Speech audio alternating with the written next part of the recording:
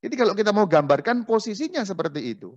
Lebih besar mana? Dalam arti cakupannya atau luasannya antara Alkitab atau tradisi. Tradisi. Tradisi lebih luas dari Alkitab. Karena Alkitab hanya memuat sebagian dari apa yang diajarkan tadi itu. Saudara-saudari semuanya, Shalom Alaikum. Tema kita sekarang adalah saat Alkitab jadi Alkitab. Maksudnya apa? Ada saat ketika gereja tidak punya Alkitab seperti yang kita kenal sekarang.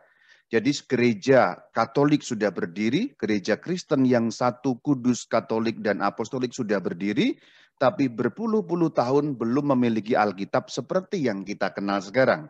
Jadi Alkitab itu muncul dan tumbuh, ditulis, kemudian dikumpulkan, kemudian disahkan atau diresmikan sebagai Alkitab pada perkembangan kemudian. Jadi bukan sejak awal sekali terbentuknya gereja Tuhan. Apalagi pada saat Pentakosta, belum, itu masih jauh sekali.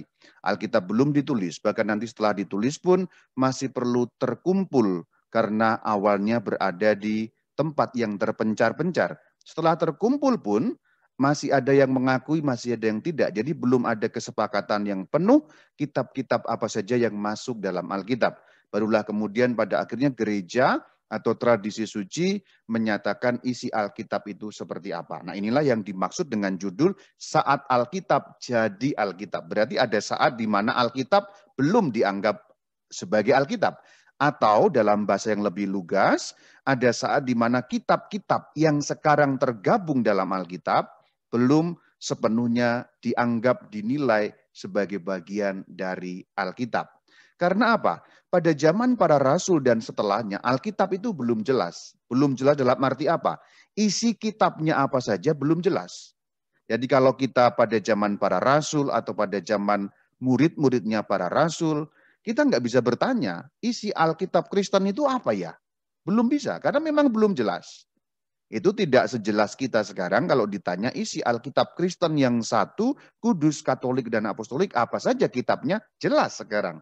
Tapi pada masa para rasul tidaklah demikian, belum jelas adanya. Karena itu ada masa ketika Alkitab tanda petik belum jadi.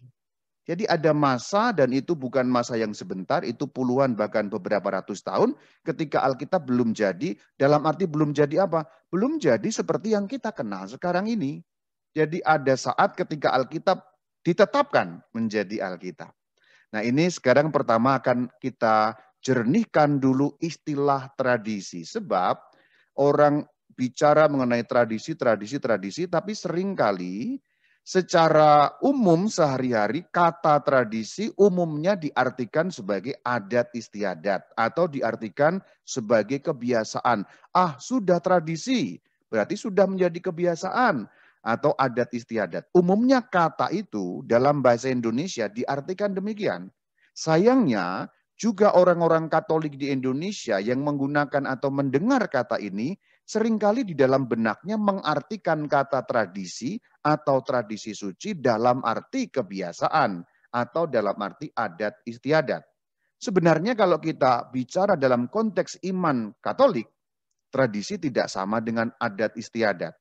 Adat istiadat itu misalnya kita imlekan, malam imlek kita makan ikan, suran kalau orang Jawa satu suro, keliling kota dengan membisu, orang-orang Islam mudik lebaran itu kebiasaan atau adat istiadat. Nah tradisi itu bukan itu kalau kita bicara di dalam konteks iman Katolik. Tradisi lebih dalam daripada itu.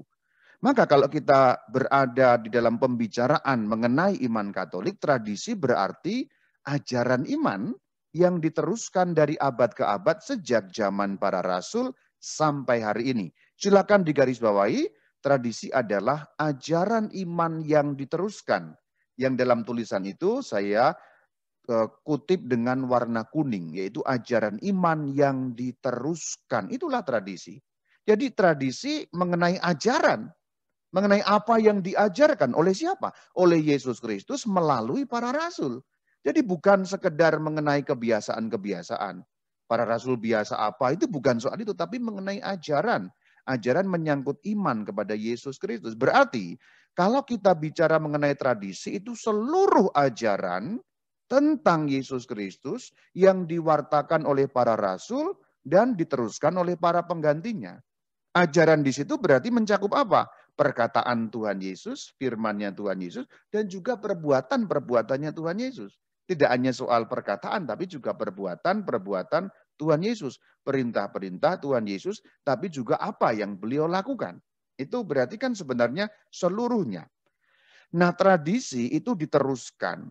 Karena itulah kalau kita membuka 1 Korintus 11 ayat 23, Rasul Paulus dalam hal ini, tapi juga berarti seluruh rasul itu meneruskan yang diterima dari Tuhan. Mari perhatikan kata-kata dalam surat pertama Korintus bab 11 ayat 23. Sebab apa yang telah ku teruskan kepadamu, telah aku terima dari Tuhan. Jadi yang diteruskan itu apa? Tradisi, ajaran iman tadi. Dari mana? Dari Tuhan. Para rasul menyampaikan kepadamu, di situ tentu yang dimaksud jemaat, umat Kristen awal pada saat itu. Jadi mereka tidak mengarang, karena mereka hanya meneruskan. Jadi yang diterima dari Tuhan, kemudian yang diteruskan kepada umat, itulah tradisi, seluruh ajaran iman. Saya ulangi di sini kata seluruh, berarti mencakup keseluruhan. Keseluruhan. Tidak hanya sebagian, tapi keseluruhan itulah yang disebut tradisi suci. Ada kata suci sebab asalnya dari Tuhan. Dari mana buktinya asalnya dari Tuhan? 1 Korintus 11 ayat 23 tadi. Telah aku terima dari Tuhan. Jadi tradisi itu bukan buatan manusia. Landasannya di mana? 1 Korintus 11 ayat 23. Telah aku terima. Atau kalau dibalik, aku terima dari Tuhan, maka aku teruskan kepadamu. Itu kalau dibalik kalimatnya. Kalimatnya Rasul Paulus kan, yang telah kuteruskan, kuterima dari Tuhan. Maksudnya adalah, ini aku sudah menerima dari Tuhan, sekarang kuteruskan kepadamu. Itulah maksudnya tradisi suci. Maka ada kata suci, karena asalnya dari Tuhan, bukan dari manusia. Maka kalau ada orang-orang mengatakan tradisi yang diimani itu berasal dari manusia, oh tidak. Landasan biblikalnya atau alkitabiahnya ada di surat Korintus pertama tadi itu yang sudah saya sebutkan. Manusia, yaitu dalam hal ini para rasul, hanya meneruskan. Itu persis seperti perkataan Rasul Paulus. Ku teruskan karena aku menerimanya dari Tuhan. Ini harus dicatat. Tradisi suci awalnya bentuknya lisan. Dan itu lisan semuanya. Tidak ada yang tertulis. Disampaikan dalam perkataan, bukan dalam tulisan. Itulah awal mulanya. Jadi kita harus mencatat semua ajaran tadi yang diterima dari Tuhan, ya kita mengacu lagi ke surat pertama Korintus 11 ayat 23. Semua, saya ulangi, semua yang diterima dari Tuhan, kemudian diteruskan dalam bentuk lisan, semuanya. Awalnya itu, jadi bahan dasarnya itu lisan. Nah kemudian sebagian ajaran itu dituliskan. Kita ingat bahwa setelah dituliskan pun tidak semua dituliskan. Pada pertemuan yang sebelumnya saya mengingatkan mengenai nas-nas Alkitab, yaitu Yohanes 20 ayat 30, Yohanes 21 ayat 25, dan juga 2 Tesalonika 2 ayat 15 yang mengatakan setelah dituliskan pun tidak semua ditulis. Berarti semua lisan, kemudian sebagian ditulis. Nah, bagian yang ditulis itu disebut Alkitab. Saya ulangi sekali lagi. Seluruh ajaran iman disebut tradisi suci. Saya ulangi, seluruh ajaran iman. Sebagian dari ajaran iman itu dituliskan. Nah, bagian yang tertulis disebut Alkitab. Maka kalau mau digambar, kalau kita membayangkan mungkin nggak terlalu gampang. Tapi kalau kita melihat secara visual ini gampang. Lihat yang lingkaran warna kuning.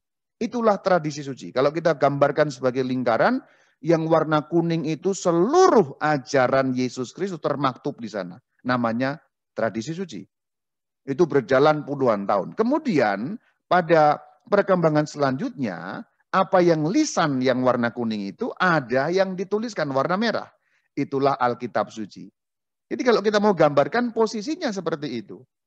Lebih besar mana? Dalam arti cakupannya atau luasannya antara Alkitab atau tradisi. Tradisi lebih luas dari Alkitab. Karena Alkitab hanya memuat sebagian dari apa yang diajarkan tadi itu.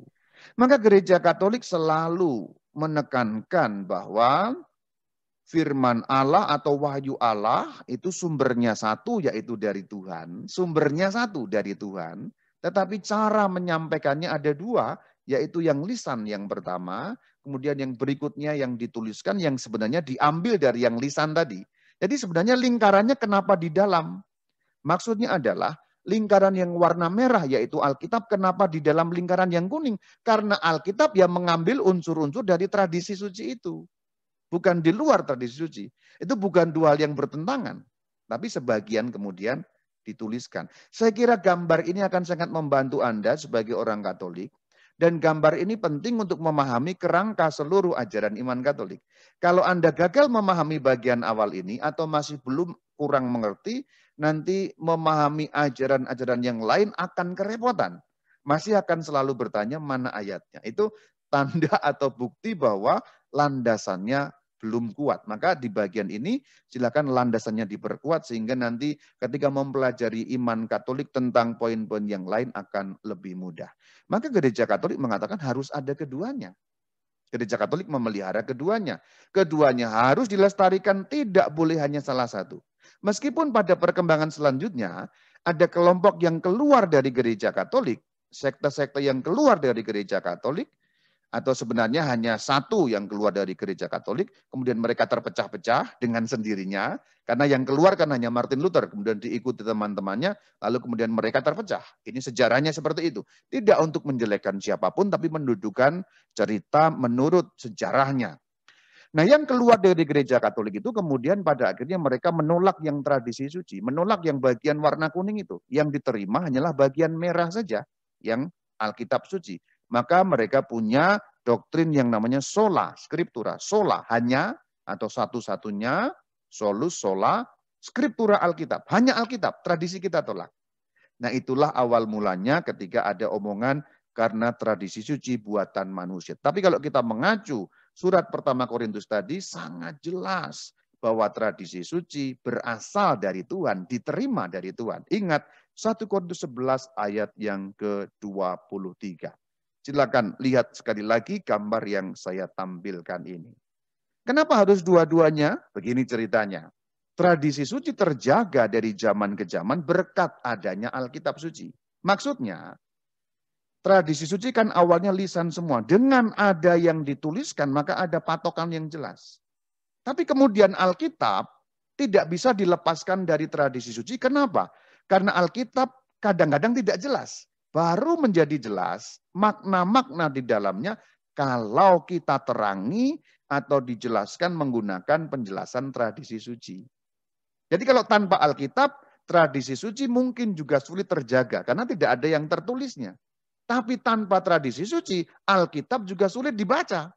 Itulah kenapa dalam banyak hal kita baru ngerti, ngeh ketika kita membaca tradisi suci. Contohnya, hari-hari ini sedang ditampilkan rerun di channel YouTube Katkit mengenai Rasul Petrus. Kalau kita melihat bagian akhir Injil Yohanes, jelas bahwa di bagian akhir Injil Yohanes itu Rasul Petrus itu kemudian diberi satu nubuat tentang dirinya mengenai kematiannya.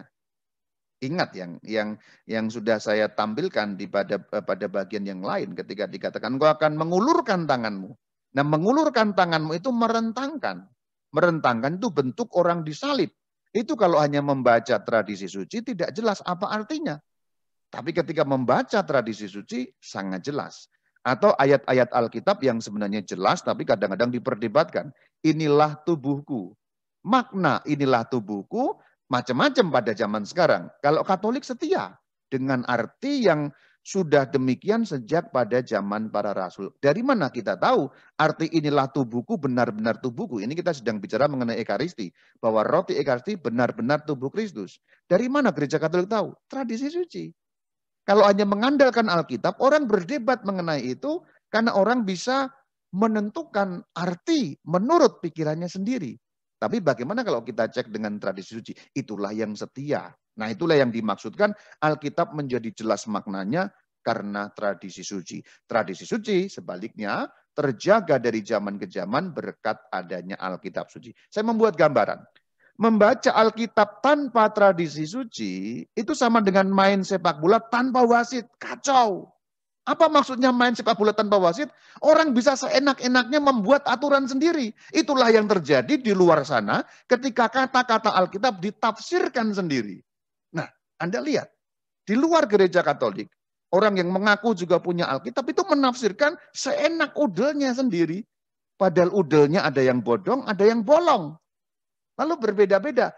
Nah, itulah membaca Alkitab tanpa tradisi suci. Main bola tanpa wasit, wasitnya diri sendiri. Tafsirannya tafsiran diri sendiri. Tapi dengan adanya tradisi suci, tentulah kita bisa mengetahui bagaimana menafsirkan suatu ayat. Ini gambarannya, ada wasitnya. Wasitnya siapa? Tradisi suci. Apakah tafsiran kita benar, valid, seperti sejak zaman para rasul, atau ngarang, atau kreasi baru, atau menurut pikiranku sendiri, itu bisa kita lacak dari tradisi suci. Sebaliknya, melaksanakan tradisi suci tanpa adanya Alkitab sama dengan main bola tanpa aturan tertulis. Anda bisa bayangkan, main bola tanpa aturan tertulis. Jadi nanti acuannya bagaimana kalau nggak ada yang tertulis? Nanti setiap orang bisa ngomong menurut aturannya sendiri. Nah ini dia, maka gereja Katolik memelihara kedua-duanya. Sebab tradisi suci dan Alkitab suci adalah dua cara penyampaian iman yang asalnya satu, yaitu Tuhan. Atau dua cara menyampaikan wahyu Tuhan yang sumbernya satu, yaitu Tuhan. Telah aku terima dari Tuhan. Tadi kita ingat surat pertama Korintus. Nah kenyataannya ada kelompok yang membuang salah satu unsur. Mereka punya prinsip sola scriptura, hanya Alkitab. Yang penting itu cuma Alkitab, tradisi itu enggak penting. Maka mereka selalu bertanya, mana ayatnya?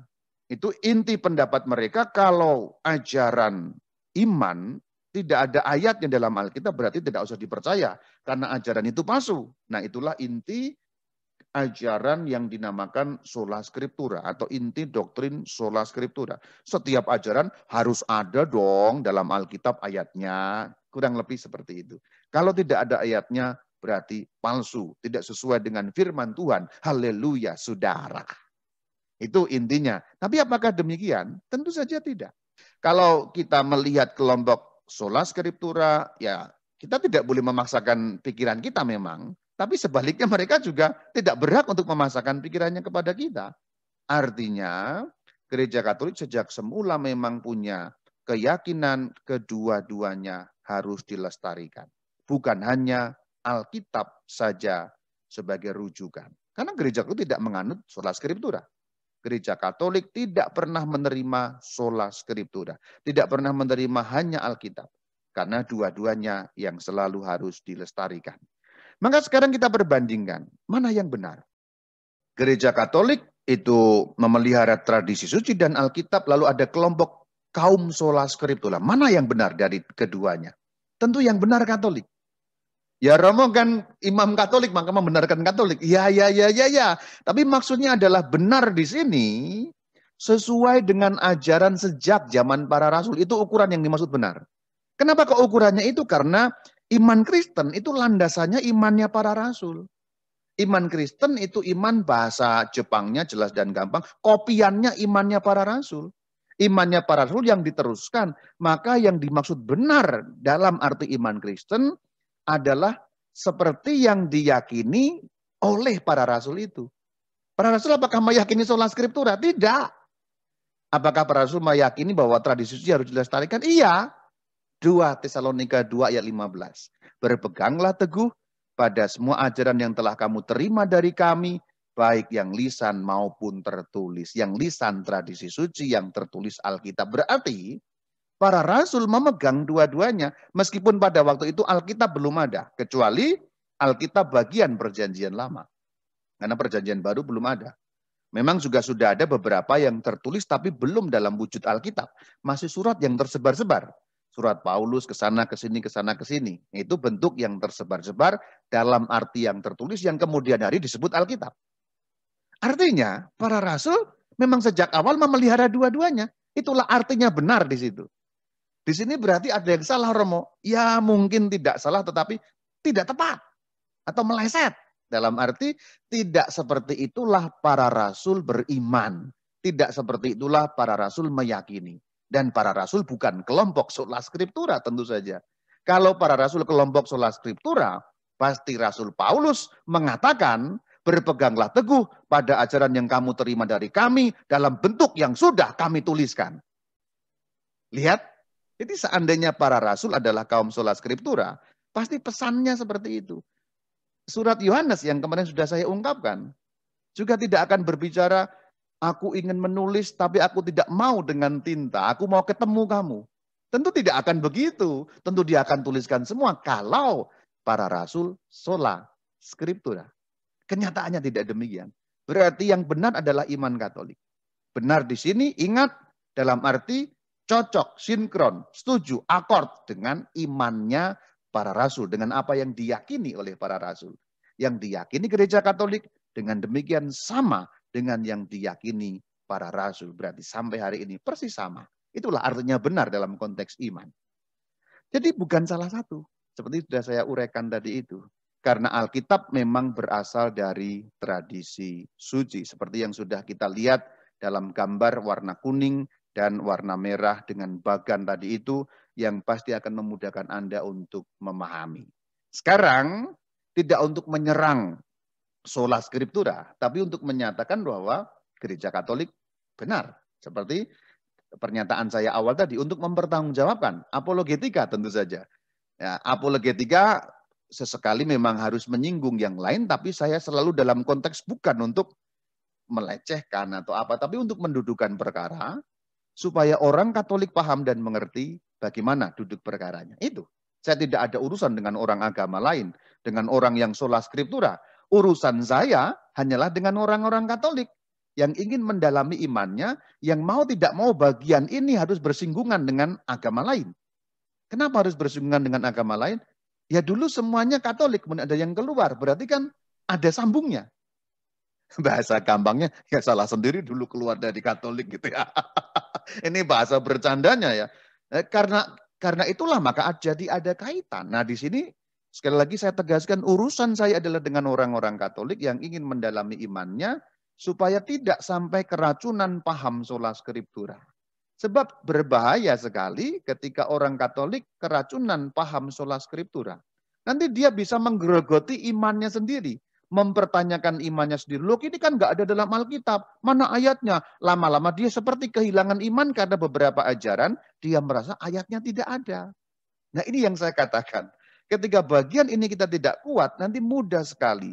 Hanya dengan pertanyaan mana ayatnya, langsung terjungkal begitu saja iman Katolik yang sejak dari kecil mungkin sudah diimani tapi mungkin belum terlalu mengerti. Jadi urusan saya itu seperti tagline-nya Katkib yang menyatakan membahas iman Katolik, sudut pandang Katolik. Di sana sini harus bersinggungan dengan iman lain, ya tentu saja harus demikian. Wong namanya dulu sejarahnya juga terkait kok. Nah, sekarang kita melihat sebenarnya kalau mau logis, kaum sola scriptura itu harus membuang Alkitab. Ini kalau mau logis, artinya sola scriptura itu kan percaya kalau ada ayatnya. Sedangkan Alkitab itu tidak ada ayatnya. Tidak mungkin orang percaya pada Alkitab tanpa percaya pada tradisi suci. Itu tidak mungkin. Yang terjadi hanyalah kemudian mengklaim Alkitab saya percaya begitu saja, tapi tanpa landasan. Jadi orang yang menganut sola scriptura itu menerima Alkitab tanpa dasar apapun. Pokoknya ini saya anggap firman Tuhan. Tapi apa dasarmu bahwa itu adalah firman Tuhan? Nah itu maksud saya. Semoga tidak terlalu ruwet kata-kataku. Jadi orang sola scriptura, mereka memegang Alkitab kemudian menyatakan ini firman Tuhan. Kalau kita tanya, dasarmu apa? Menyatakan bahwa itu firman Tuhan. Selesai pertanyaan itu. Tidak ada dasarnya, kecuali hanya klaim. Atau pokoknya saya yakin, pokoknya. Sementara kalau orang Katolik berbeda, kalau orang Katolik punya dasar, kenapa kamu yakin itu firman Tuhan? Karena tradisi suci, karena gereja menyatakan ini firman Tuhan melalui tradisi suci. Nah itu landasannya orang Katolik untuk menyatakan bahwa Alkitab itu firman Tuhan. Kalau kita tanya, dasar untuk Alkitab itu sendiri, ya sulit. Kita akan lihat contohnya. Kalau kita bertanya kepada orang yang menganut sola scriptura, mana ayatnya tentang Alkitab itu sendiri? Silakan dijawab. Umumnya atau hampir pasti mereka kesulitan menjawab. Maksudnya begini, kita bertanya kepada kaum sola scriptura agar mereka menunjukkan ayat dalam Alkitab bahwa Injil Markus, contohnya, Injil Matius, Injil Lukas, dan sebagainya, termasuk isi Alkitab. Ayat Alkitab yang mana yang menyatakan bahwa Injil Markus adalah bagian dari Alkitab? Ayat Alkitab yang mana yang menyatakan bahwa Injilnya orang Kristen ada 4? Ayat Alkitab bagian mana yang menyatakan bahwa perjanjian baru 27 contohnya? Jadi silahkan kaum sola scriptura menunjukkan, kita batasi dari perjanjian baru saja. Bahwa perjanjian baru isinya harus 4 Injil, 1 kisah, surat-surat. Mana ayatnya? Tolong tunjukkan ayat yang menyatakan, wahai orang Kristen, isi Alkitabmu bagian perjanjian baru adalah 1, 2, 3, 4, 5, 6, sampai 27. Mana ayatnya? Jawabannya menggelisahkan, saudara. Jawabannya bahkan membimbangkan. Tidak ada ayat yang menyatakan seperti itu. Maka dengan demikian, dengan logika yang dibalik, maka kaum sola scriptura harus membuang Alkitab. Karena Alkitab sendiri tidak punya landasan di dalam Alkitab itu sendiri. Karena isi Alkitab, landasannya adalah tradisi suci. Karena gereja menyatakan Alkitab isinya kitab A, B, C, D. Itulah isi Alkitab perjanjian baru sebagai contoh di sini. Dasarnya adalah tradisi suci. Karena tradisi suci mengatakan perjanjian baru itu isinya Injil Markus, Injil Matius, Injil Lukas, Injil Yohanes, dan seterusnya, maka kita percaya bahwa itu adalah bagian atau isi Alkitab. Dengan demikian kita percaya itu firman Tuhan. Nah, kalau jawaban Katolik jelas. Kita percaya itu firman Tuhan karena kita percaya pada tradisi suci. Jadi aneh kalau orang mengklaim Alkitab sebagai sumber iman satu-satunya, sementara dia tidak bisa menunjukkan di ayat mana isi Alkitabmu disebutkan. Ini blunder sebenarnya. Jadi Alkitab itu tidak punya dasar ayat gitu. Mana ayatnya yang menyatakan Injil Markus termasuk Alkitab loh. Contoh, Kisah Para Rasul termasuk Alkitab loh. Injil Thomas bukan Alkitab loh. Karena apa? Karena pada kenyataannya Injil tidak terbatas 4 ini. Ada banyak Injil. Di luar yang 4 juga. Kita mengenal Injil yang 4 yang dimaksud sebagai Injil, sebagai isi Alkitab. Injil yang kita yakini sebagai firman Tuhan, sebagai Alkitab. Tapi pada zaman kuno ada Injil-Injil lain yang sampai sekarang juga masih ada. Injil Thomas, Injil Filipus misalnya.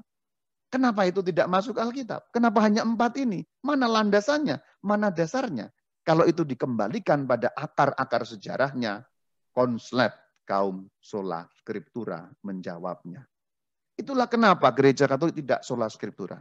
Sorry, saya di sini menyebut-nyebut sola scriptura bukan untuk menyerang sola scriptura, tapi untuk mendudukkan perkara. Karena orang-orang Katolik atau ajaran iman Katolik sering dikatakan percaya pada ajaran tradisi berarti percaya pada buatan manusia. Kenapa tidak sola scriptura saja? Katanya kan kadang-kadang begitu. Maka inilah jawaban untuk itu.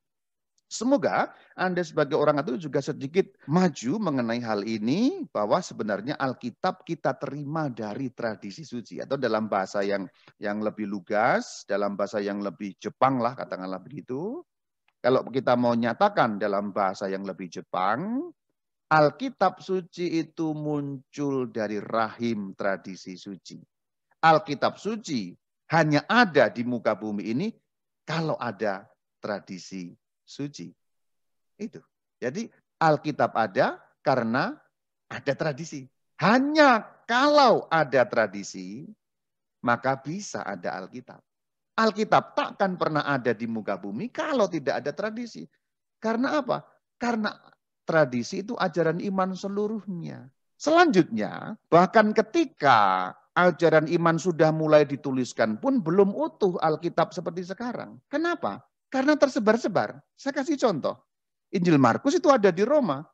Injil Matius ada di Yerusalem. Surat Roma ya ada di Roma. Surat Korintus ada di Korintus. Berarti pemakaian pada waktu awal, saya katakan pada waktu awal, pada zaman para rasul, ia terbatas umat setempat. Yang membaca surat Rasul Paulus kepada jemaat di Korintus, orang Korintus tentu saja. Hanya orang Korintus. Yang membaca surat Rasul Paulus kepada jemaat di Roma, hanya orang Roma. Yang membaca surat kepada orang Filipi, ya hanya orang Filipi. Kepada Titus, ya hanya uskup Titus yang membaca. Kepada uskup Timotius, hanya uskup Timotius yang membaca. Berarti terbatas pada umat setempat atau orang. Memang kemudian lama-lama disalin. Lalu dipertukarkan salinan-salinan itu sehingga contoh surat Korintus juga akhirnya dibaca di Roma dan seterusnya. Injil Markus yang tadi hanya di Roma juga dibaca di Yerusalem. Injil Matius yang awalnya hanya dibaca oleh umat Yerusalem akhirnya juga disalin, ada yang di Roma, ada yang di Antioquia dan seterusnya. Tetapi awalnya kitab-kitab itu tersebar dan belum dalam arti tertentu, belum masuk di dalam kanon Alkitab atau belum masuk sebagai bagian dari Alkitab. Atau lebih jelasnya adalah kitab mana saja yang masuk Alkitab belum jelas. Ada yang berpendapat Alkitab itu ini. Ada yang berpendapat lain. Pendapatnya masih berbeda-beda. Belum ada kesepakatan atau keputusan, kita ambil contoh untuk perjanjian baru yang menyatakan isi kitabnya 27. Belum ada sejak awal. Dalam perkembangannya kemudian nanti baru muncul. Kemudian kitab-kitab yang tersebar-sebar tadi kan kemudian dijilid, dikumpulkan, dibendel. Tapi belum diakui secara resmi. Sebagai contoh, umat di daerah A menganggap Injil A itu bagian dari Alkitab. Tapi umat di daerah B belum. Mungkin malah nggak tahu. Contoh umat di Mesir, mereka bisa nggak tahu ada Injil Yohanes. Bisa nggak tahu. Lah kenapa kok nggak tahu? Karena Injil Yohanes ada di Efesus. Demikian sebaliknya. Contoh umat yang ada di Babilonia misalnya. Bisa nggak tahu ada Injil bernama Injil Markus. Kenapa? Injil Markus ada di Roma. Berarti yang menganggap itu suci baru orang Roma. Orang Kristen yang di Roma. Orang Babylon mungkin belum tahu. Itu yang saya maksud. Belum diakui dalam arti secara seluruhnya, seluruh gereja, karena memang kitab-kitab itu masih tersebar-sebar. Jadi sebenarnya pada zaman para rasul, dan setelah rasul juga demikian, Alkitab itu belum jelas isinya apa saja. Nah sekarang kita memang punya Alkitab yang sudah jelas. Kalau kita buka Alkitab, Alkitab Katolik isinya apa di perjanjian lama, isinya apa di perjanjian baru sudah jelas. Pertanyaan selanjutnya, siapa yang membuatnya jelas? Jawabannya adalah tradisi suci. Gereja Katolik yang membuat isi Alkitab itu menjadi jelas. Siapa yang menyatakan bahwa perjanjian baru itu 27 kitab? Tradisi suci. Ajaran gereja seluruhnya. Jadi ada saat dulu kitab-kitab itu belum sepenuhnya dianggap sebagai Alkitab. Kemudian ada saatnya katakanlah diketok palu. Inilah sejak zaman para rasul kita terima dan kita seluruh gereja menganggap 27 kitab ini dalam contoh perjanjian baru tadi sebagai Alkitab. Jadi ada saat ketika Alkitab itu menjadi Alkitab, resmi menjadi Alkitab. Itulah kenapa tradisi suci sangat penting terus untuk menjadi pedoman bagi kita juga. Bagian terakhir akan saya sampaikan bahwa Alkitab kita tidak jatuh dari langit. Daftarnya tidak diberikan oleh Tuhan. Tidak ada keterangan, wahai umatku, kata Tuhan Yesus. Nanti Alkitabmu isinya ini ya. Tidak ada. Tapi dari mana? Ditetapkan oleh tradisi suci, yaitu gereja itu sendiri. Gereja yang mana? Gereja Katolik tentu saja. Karena gereja Katolik adalah awalnya. Dalam perjalanan waktu gereja mengenali inilah isi Alkitab dalam contoh perjanjian baru 27 kitab itu. Berarti kalau Anda tidak percaya pada tradisi suci, Anda perlu membuang Alkitab Anda karena tidak ada landasannya. Satu-satunya landasan untuk tetap berpegang pada Alkitab adalah tradisi suci. Hanya kalau Anda memelihara tradisi suci, Anda bisa berpegang pada Alkitab. Maka dua-duanya terpelihara sampai hari ini.